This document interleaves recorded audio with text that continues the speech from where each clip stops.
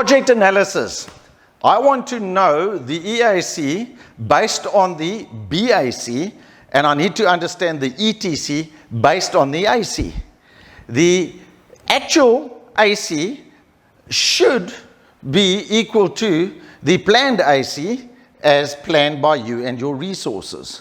I also need to understand the CV. I need to understand the SV, the TCPI on EAC and the TCPI on the BAC.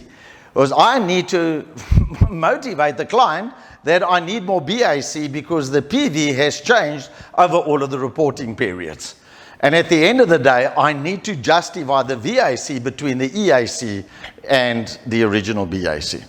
Now, ladies and gentlemen, that is purely earned value management understanding, not jargon, but the terms that are used. Now, I've been training PMP, project management, earned value management training all over the world. And earned value management is most probably the most difficult to bring across to my delegates in the audience. So what I did 2 years ago was develop a board game, which I now have digitized as an online game called Under Surveillance.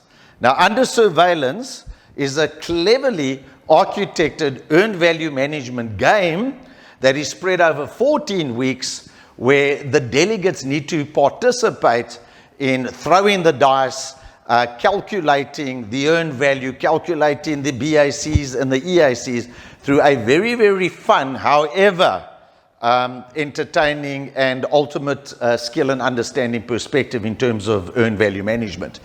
We've trained Under Surveillance in over 53 countries around the world. We've got a number of partners that franchise and purchase the product, and it is the way of understanding earned value management within 2 hours, and that the delegates and the participants will never, ever forget.